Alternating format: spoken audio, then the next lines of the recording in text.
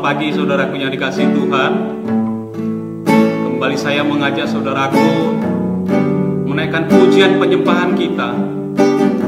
Sebelum pagi hari ini kita diberkati oleh firman Tuhan yang akan ditabur melalui hambanya.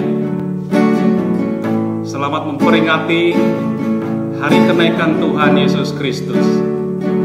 Saya akan mengangkat satu pujian saudaraku. Mengalirlah kuasa Roh Kudus. Saya percaya bahwa setiap kita ini bagaikan tanah yang kering, yang selalu merindukan air. Mungkin kita sedang dalam pergumulan, sedang dalam masalah persoalan di dalam kehidupan kita, saudara. Seakan roh kita merasa kering. Tetapi puji Tuhan, saudaraku yang dikasihi Tuhan, pagi hari ini kita akan diberkati oleh firman Tuhan yang akan menyirami hati kita yang kering. Oleh karena itu saudaraku yang dikasihi Tuhan, izinkan Roh Kudus tinggal di dalam hati kita. Amin. Satu pujian, mengalirlah kuasa Roh Kudus.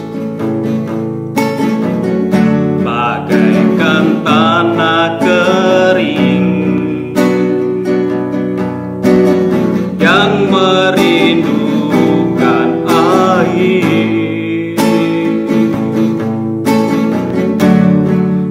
demikianlah jiwaku haus akan Engkau, ku rindu selalu hadir-Mu di hidupku. Memulihkan jiwaku, hapuskan air mataku, mengalirlah kuasa Roh Kudus, mengalirlah di tempat ini.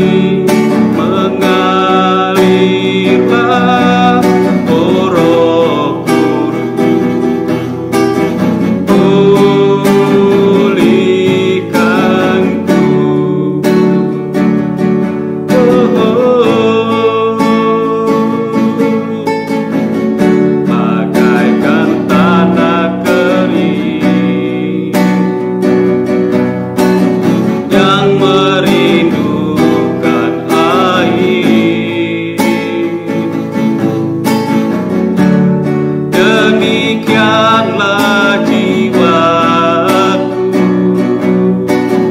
haus akan Engkau, ku rindu selalu hadir-Mu di hidupku. Mengalirlah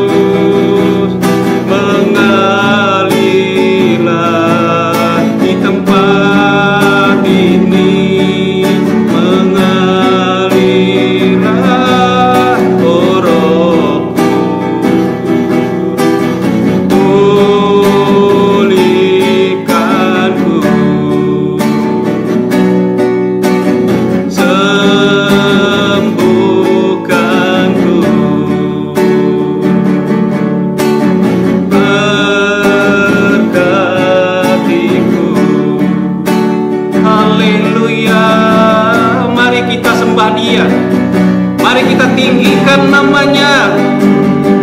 Haleluya. Terima kasih Tuhan. Kami puji kebesaran-Mu. Haleluya Yesus. Sebab Engkau baik. Haleluya. Kami puji kebesaran-Mu Tuhan. Haleluya. Segala pujian bagi-Mu. Kau layak ditinggikan, Kau layak diagungkan Tuhan. Sebab nama-Mu besar, Engkau ajaib. Haleluya.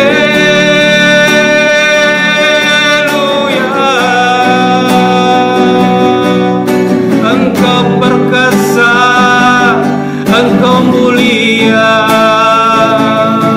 Tiada yang seperti-Mu, tiada yang seperti Engkau. Sebab Engkau besar. Haleluya. Terima kasih.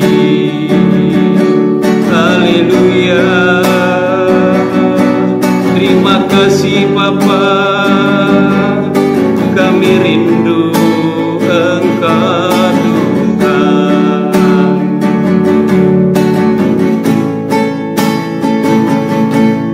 Mengalirlah kuasa Roh Kudus, mengalirlah di tempat ini, mengalirlah oh Roh-Mu, pulihkan tubuh, mengalirlah kuasa Roh Kudus, mengalirlah di tempat ini, mengalirlah oh Roh-Mu, pulihkanku,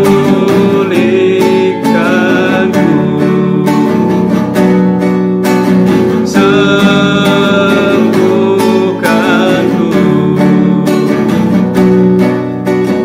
berkatiku.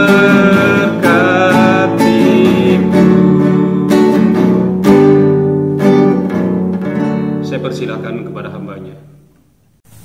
Shalom Bapak Ibu sekalian, kita berjumpa lagi di acara online kali ini, yaitu di dalam memperingati kenaikan Tuhan Yesus ke surga. Tuhan Yesus yang sudah mau datang ke dunia ini, dari proses kelahirannya, kematiannya di kayu salib, kebangkitannya, kenaikannya ke surga, bahkan saat ini duduk di sebelah kanan Allah Bapa, adalah untuk kepentingan saudara dan saya, bukan untuk kepentingan Tuhan Yesus. Saudara, kita mengenal Yesus Kristus lewat Alkitab. Di dalam Alkitab, semua tertulis lengkap tentang riwayat Tuhan Yesus Kristus, dari proses kelahirannya sampai dia kenaikannya ke surga. Nah, saat ini saudara dan saya sedang memperingati, yaitu hari kenaikan Tuhan Yesus ke surga. Apa sih yang penting dari kenaikan Tuhan Yesus ke surga? Coba kita belajar saudara. Sejak Tuhan menciptakan Adam dan Hawa, dan Adam dan Hawa jatuh di dalam dosa karena melanggar perintah Tuhan, Tuhan saat itu sudah merancangkan bagaimana dia menarik balik atau membawa manusia kembali ke surga, yaitu ke hadiratnya. Nah, rencana Tuhan, rencana besar Tuhan ini, saudara dan saya harus pahami, yaitu Tuhan sudah merancangkan beribu-ribu tahun yang lalu lewat bangsa Israel, umat pilihannya, dikeluarkan dari perbudakan di tanah Mesir, kemudian masuk ke tanah Kanaan, kemudian kelahiran Yesus, dan kematiannya untuk menebus dosa saudara dan saya, kenaikannya ke surga, dan kelak dia akan datang kembali kedua kali. Semua ini sudah terplanning dan terencana Tuhan dengan rapi dan tertulis lengkap di Alkitab. Untuk hal itu saudara, kenapa saya terus mengajak saudara dan saya untuk setia membaca Alkitab, supaya saudara dan saya tahu rencana besar Tuhan, supaya saudara dan saya bisa memahami rencana Tuhan, dan supaya saudara dan saya bisa mengerti begitu kasihnya Tuhan buat saudara dan saya, sehingga Tuhan tidak mengizinkan, tidak menginginkan, dan tidak menghendaki satu orang pun binasa dari saudara dan saya. melainkan adalah pertobatan. Saudara, untuk hal itulah saudara dan saya yang saat ini sudah mengenal Tuhan, saudara harus menjadi contoh, menjadi teladan bagi mereka yang saat ini belum mengenal Tuhan. Nah, saudara, coba kita baca sama-sama di dalam Roma pasal yang ketiga ayat yang ke-23 yang berbunyi demikian. Karena semua orang telah berbuat dosa dan telah kehilangan kemuliaan Allah. Bahwa Tuhan yang sudah tahu bahwa semua orang kehilangan kemuliaannya, maka dia mengutus satu orang untuk mengembalikan supaya saudara dan saya bisa penuh kemuliaan Tuhan. Ya, coba kita baca ayatnya. Roma pasal 5 ayat 19. Jadi sama seperti oleh ketidaktaatan satu orang, semua orang telah menjadi orang berdosa. Demikian pula oleh ketaatan satu orang, maka semua orang menjadi orang benar. Saudara, Tuhan tahu bahwa saudara dan saya butuh seorang penebus. Untuk hal itulah Yesus Kristus, anaknya yang tunggal, diutus ke dunia ini untuk menebus dosa saudara dan saya. Dosa saudara dan saya tidak mungkin ditebus oleh hewan sembelihan yang dikorbankan, tidak. Tapi dia kirim anaknya yang tunggal untuk dikorbankan menebus dosa saudara dan saya, yang barusan saja kita peringati di Paskah kemarin, yaitu Yesus Kristus mati di kayu salib, kemudian pada hari yang ketiga dibangkitkan, dan setelah saat ini Yesus kita peringati kenaikannya ke surga. Nah, saudara, apa makna kenaikan Tuhan Yesus ke surga? Apa yang dilakukan Tuhan Yesus saat dia naik ke surga, dan apa dampaknya buat saudara dan saya? Mari kita sama-sama bahas. Yang pertama, saudara, Yesus sebagai sauk kapal kehidupan saudara dan saya. Yesus sudah melabuhkan sauk ini, kapal kehidupan saudara dan saya, di surga, sehingga saudara tidak akan terombang-ambing dengan pengajaran-pengajaran di dunia, asalkan saudara mau berpegang teguh kepada Yesus Kristus. Coba kita baca ayatnya, saudara, yang terambil di dalam kitab Ibrani 6 ayat 19 sampai 20 yang berkata demikian. Pengharapan itu adalah sauk yang kuat dan aman bagi jiwa kita yang telah dilabuhkan sampai ke belakang tabir.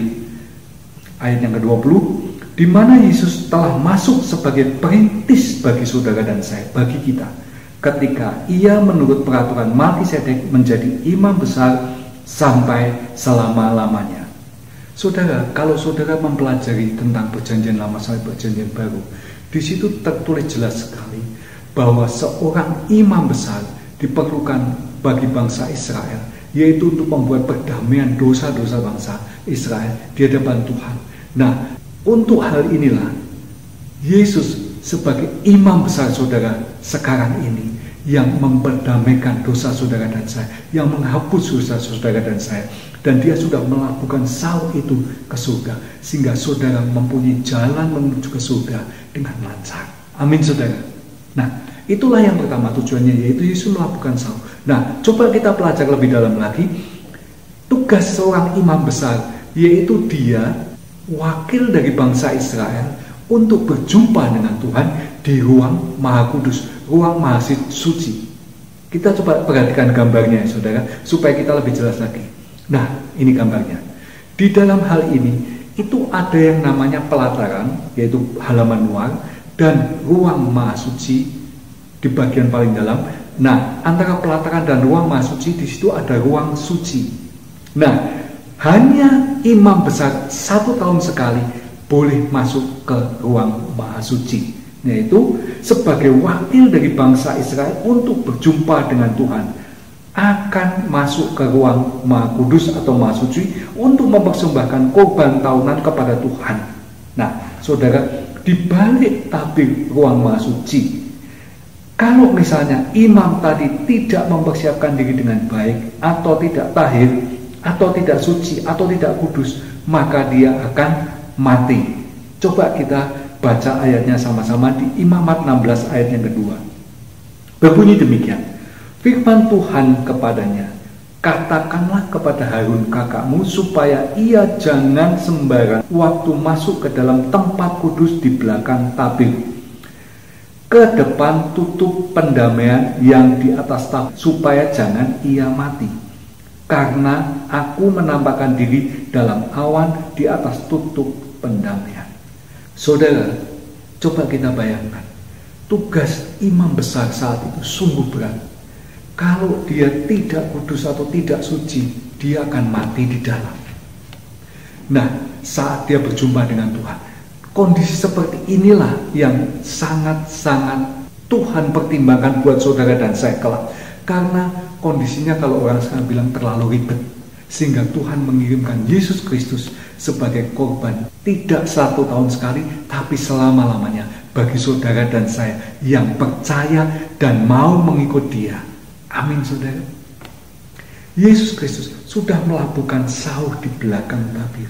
Di belakang tabir ini ada representatifnya Tuhan, kehadiran Tuhan di sana. Nah, di dalam hal ini bisa kita analogikan bahwa itu adalah tempat surga. Nah, Yesus Kristus sudah melabuhkan sauh ini ke surga, sehingga saudara tinggal berjalan mengikuti apa yang Yesus perintahkan untuk dapat mencapai ke surga. Amin, saudara. Sungguh luar biasa kan Tuhan kita. Dia sudah merancangkan jauh-jauh hari dengan luar biasa. Dia melihat bangsa Israel dengan ketidaktaatannya, sehingga dia harus membuat satu tabut di mana imam besar masuk ke ruang suci, masuk ke ruang maha suci, mempersembahkan korban untuk pendamaian antara dosa-dosa bangsa Israel, sehingga di situ disucikan. Itu dilakukan setiap tahun sekali. Sungguh sangat ribetlah kita ngomong. Nah, dari situ Tuhan menyederhanakannya menjadi satu kali saudara percaya kepada Yesus Kristus, dibaptis dan mengikuti apa yang Tuhan Yesus katakan, saudara dapat masuk ke surga. Sungguh luar biasa kan? Nah, hubungannya apa? Saat Yesus datang ke dunia ini, coba kita lihat sedikit cuplikan filmnya, yaitu Yesus datang ke dunia ini, dia mati di kayu salib, kemudian saat kematiannya, dan dia sudah mengatakan, ke dalam Bapa aku serahkan nyawaku, dan dia sudah mengatakan, sudah selesai. Saat itu tirai bait suci terbelah jadi dua.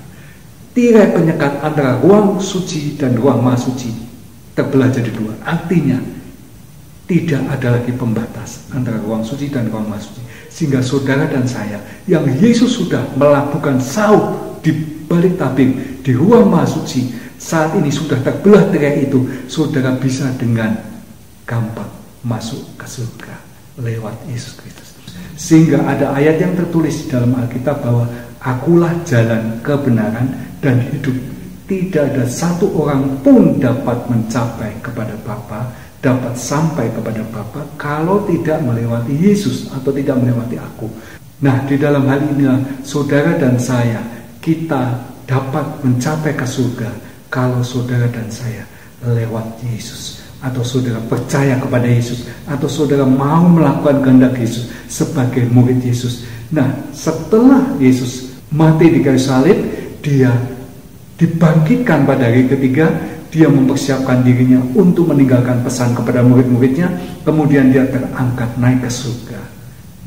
Itulah hal yang pertama, yaitu Yesus melakukan sauh ke balik tirai, yaitu di ruang Maha Kudus atau ruang Maha Suci, yang menggambarkan kehadiran Tuhan di sana, sehingga saudara dan saya dapat mencapai ruang Maha Suci atau kehadiran Tuhan yang identik dengan surga dengan mudah, yaitu bila saudara melaluinya lewat Yesus. Amin, saudara. Itulah tujuan Yesus naik ke surga. Dan coba kita lihat ayatnya yang terakhir yang kita baca di dalam Markus pasal 16 ayat 19 mengatakan, sesudah Tuhan Yesus berbicara demikian kepada mereka, terangkatlah ia ke surga, lalu duduk di sebelah kanan Allah Bapa. Saudara, kalau saudara mengerti rencana Tuhan yang demikian luar biasa buat saudara dan saya, sungguh bahagia saudara dan saya percaya dan mengenal Yesus sebagai Tuhan dan Juru Selamat kita. Itu poin pertama. Sekarang kita lihat poin yang kedua. Poin yang kedua, mengapa, apa tujuannya Yesus terangkat ke surga?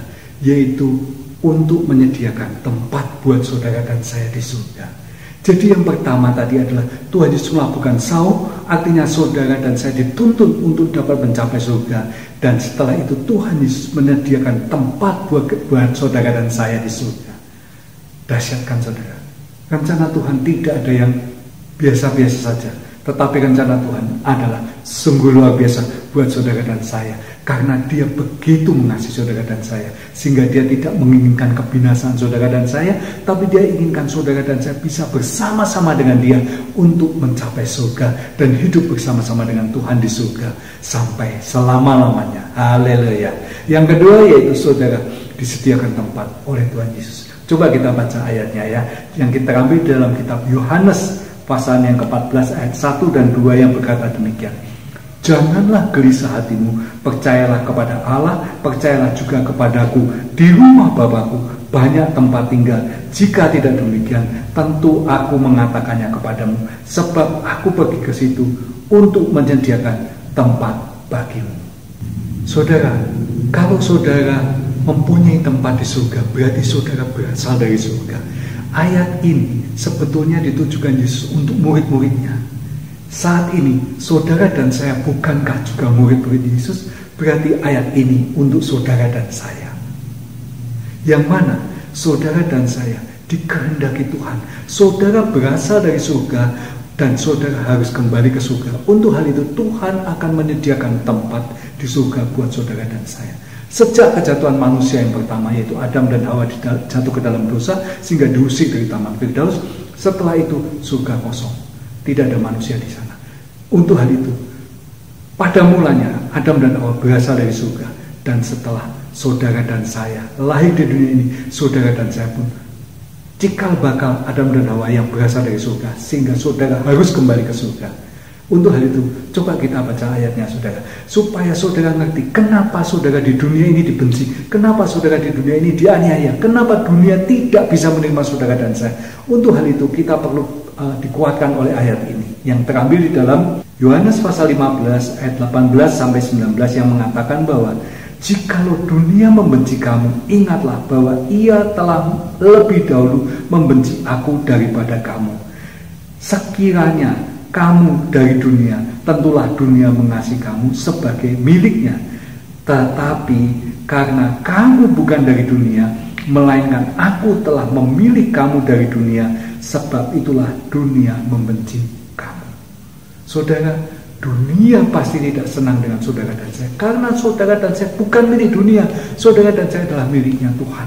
Dan saudara dan saya milik kerajaan surga, bukan kerajaan dunia. Untuk hal itulah saudara, kita akan kembali sama-sama ke surga.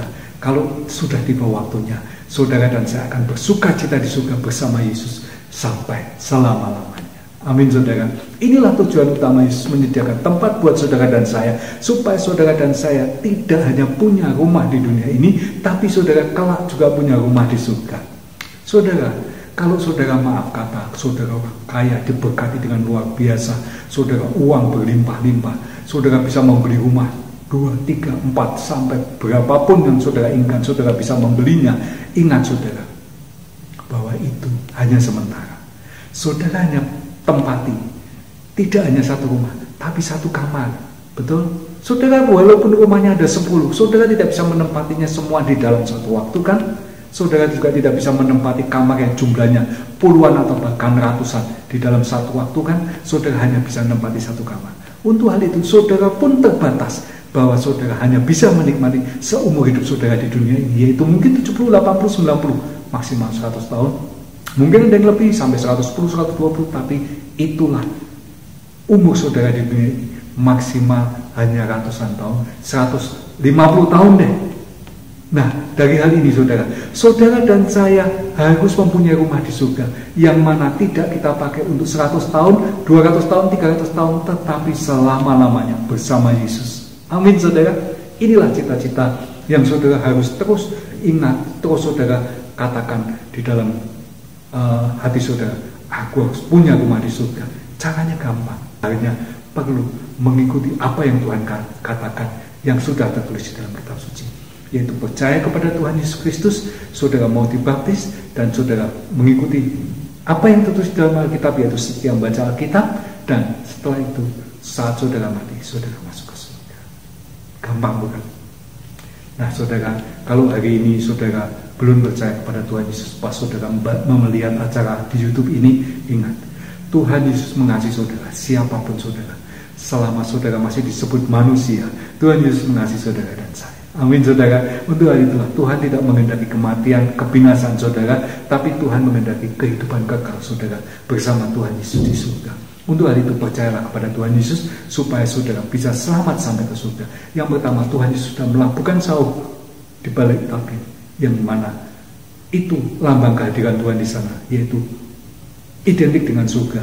Nah, saudara, kalau saudara sudah tahu Tuhan Yesus sudah melakukan sauk ke balik tabir, dan saat ini Tuhan Yesus berada di surga, duduk di sebelah kanan Allah Bapa untuk menyediakan tempat buat saudara dan saya. Amin saudara. Itulah hal yang sangat membuat saya sukacita, membuat saya terus bersemangat bahwa Tuhan kau sungguh baik, sangat luar biasa baik.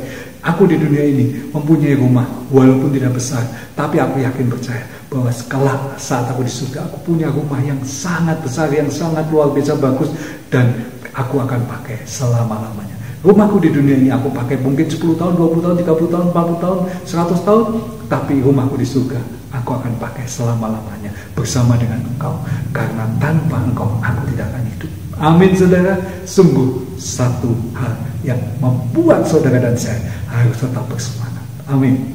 Itu yang kedua. Kemudian yang ketiga, apa tujuan Yesus naik ke surga? Tujuan Yesus naik ke surga adalah untuk supaya Roh Kudus dicurahkan kepada saudara dan saya. Kalau yang pertama Yesus melakukan sauk ke balik tirai, yang mana melambangkan Tuhan ada di sana, yaitu surga. Artinya Yesus naik ke surga untuk melakukan sauk. Dan Tuhan Yesus saat yang kedua dikatakan menyediakan tempat buat saudara dan saya. Dan yang ketiga, Tuhan tidak sekali-kali meninggalkan saudara dan saya, tetapi Tuhan justru mengirimkan Roh-Nya yang kudus supaya mendampingi saudara dan saya. Coba kita baca ayatnya saudara. Yohanes 14 ayat 16-17 mengatakan demikian. Aku akan meminta kepada Bapa dan Dia akan memberikan kepadamu seorang penolong yang lain supaya Ia menyertai kamu selama-lamanya, yaitu Roh kebenaran.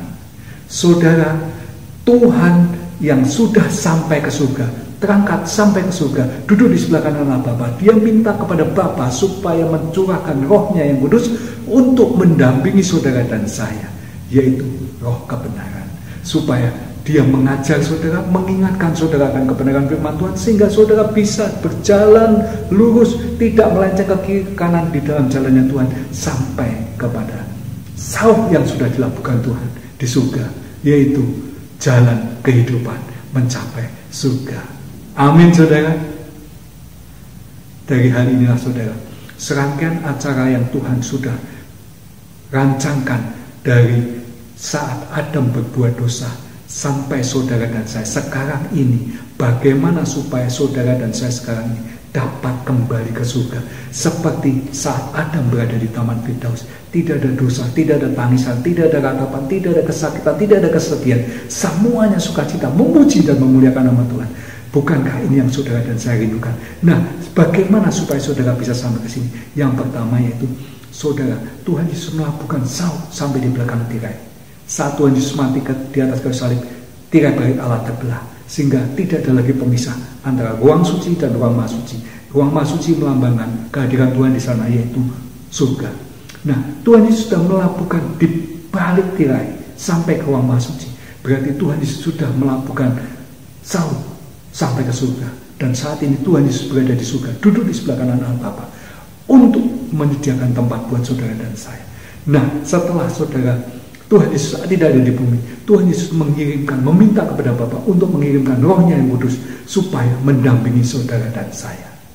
Kenapa kok Yesus tidak ada di dunia selama-lamanya? Saudara harus tahu bahwa Yesus saat di dunia ini Dia memakai tubuh manusia yang mana fana, artinya satu hari kelak pasti akan mati. Nah, dari hal itu Tuhan Yesus saat Dia naik ke surga dengan tubuhnya kemuliaan, saat Dia naik ke surga supaya Roh Kudus dicurahkan. Roh Kudus merupakan satu roh yang tidak terbatas di ruang dan waktu, sehingga kalau Dia berada di sini, Dia juga berada di Israel, Dia juga berada di Jakarta, Dia juga berada di Surabaya, Dia juga berada di Medan, dia juga berada di Papua, dan dia juga berada di Eropa dan dimanapun. Karena roh tidak terbatas ruang dan waktu. Untuk hal itulah saudara, supaya roh tadi bisa dicurahkan, Yesus harus naik ke surga. Kita baca ayatnya ya saudara, supaya saudara dan saya bisa dituntun oleh ayat Alkitab ini dengan benar. Ayatnya terambil dalam Yohanes pasal yang 16 ayat 7 yang berkata demikian. Namun benar yang kukatakan ini kepadamu adalah lebih berguna bagi kamu jika aku, Yesus Kristus, pergi. Sebab jikalau aku tidak pergi, penghibur itu tidak akan datang kepadamu. Tetapi jikalau aku pergi, aku akan mengutus dia kepadamu. Tuhan Yesus mengatakan penghibur itu tidak akan datang kepada saudara dan saya kalau dia tidak pergi. Tapi kalau dia pergi, dia akan mengutus penghibur itu datang kepada saudara dan saya. Penghibur itu adalah roh penghibur, yaitu Roh Kudus, yang akan menghiburkan saudara, yang akan menguatkan saudara, yang akan mengingatkan saudara dan mengajar saudara akan kebenaran firman Tuhan. Nah, dari sinilah saudara, bahwa serangkaian acara kenaikan Yesus ke surga ini sudah dirancangkan Tuhan beribu-ribu tahun yang lalu, yaitu demi kepentingan saudara dan saya untuk dapat mencapai surga. Amin saudara. Jadi saya akan tutup kesimpulannya, yaitu yang pertama adalah Tuhan Yesus sudah melakukan salib di balik tabir untuk kehidupan saudara dan saya, supaya tidak terombang-ambing, supaya saudara tahu kemana jalan ke surga. Saat itu Yesus naik ke surga, duduk di sebelah kanan Allah Bapa. Dan yang kedua, tujuannya Yesus naik ke surga adalah untuk menyediakan tempat buat saudara dan saya, supaya saudara dan saya punya tempat tidak hanya di bumi ini, tetapi saudara juga punya tempat tinggal di surga. Amin saudara. Dan yang ketiga, yaitu supaya saat Tuhan Yesus naik ke surga, Roh Kudus boleh dicurahkan kepada saudara dan saya. Roh penghibur itu akan menghibur saudara yang sedih, akan menghibur saudara yang berduka, dan saudara akan dibuat bergembira, saudara akan dibuat bersemangat lagi, dan saudara akan diajar dan diingatkan akan kebenaran firman Tuhan, supaya saudara tidak melenceng ke kiri dan kanan, tapi lurus di dalam jalannya Tuhan, sehingga saudara dapat mencapai surga. Amin saudara. Itulah 3 kesimpulan yang ingin saya sampaikan pada saudara, dan kita mengucap syukur pada Tuhan. Mari kita sekarang berdoa. Bapa di surga, hamba-Mu sudah selesai menyampaikan kebenaran firman-Mu. Terima kasih Tuhan untuk kebenaran firman-Mu yang telah menguatkan kami yang mendengarnya, bahwa Engkau pada saat kami peringati hari ini, yaitu kenaikan Engkau ke surga, bertujuan adalah untuk melakukan salib di belakang tabir, artinya membuka jalan, sehingga tidak ada lagi pembatas antara ruang kudus dan ruang maha kudus, ruang suci dan ruang maha suci. Tabir itu sudah terbelah menjadi 2, sehingga Engkau sudah melakukan salib sampai ke surga, dan saat ini Engkau berada di sebelah kanan, duduk di sebelah kanan Allah Bapa, dan untuk menyediakan tempat bagi kami, anak-anak-Mu, murid-murid-Mu. Terima kasih Tuhan. Dan saat ini hamba-Mu juga mengucap syukur karena Engkau sudah mencurahkan Roh-Mu yang kudus untuk mendampingi kami, setiap anak-anak-Mu dan murid-murid-Mu yang mengasihi-Mu, sehingga saat kami Engkau dampingi, kami menjadi kuat, kami menjadi semangat, dan kami menjadi percaya, yakin bahwa Engkau adalah Tuhan yang mengasihi kami lewat Roh-Mu yang kudus. Engkau akan menuntun kami tidak melenceng ke kanan ataupun ke kiri, tapi kami terus berjalan lurus sampai ke surga. Terima kasih Bapa, terima kasih untuk rancangan-Mu. Hanya di dalam nama Tuhan Yesus Kristus. Haleluya. Ku sanjung Kau di tempat tinggi, Bapa Engkau Imam besar aku. Ku sanjung Kau lebih dari yang lain,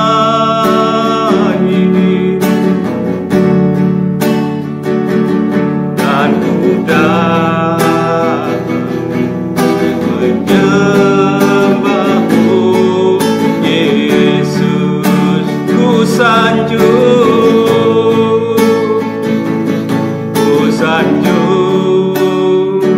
Kau di tempat tinggi, sebab Engkau Imam besar aku. Ku sanjung Kau lebih dari yang lain,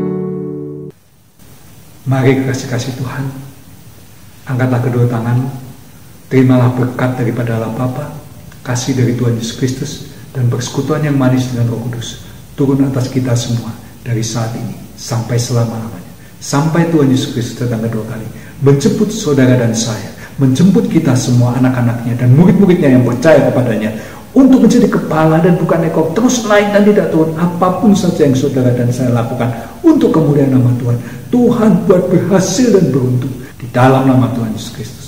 Kita yang percaya sama-sama katakan amin. Haleluya. Selamat pagi, Tuhan berkati dan shalom.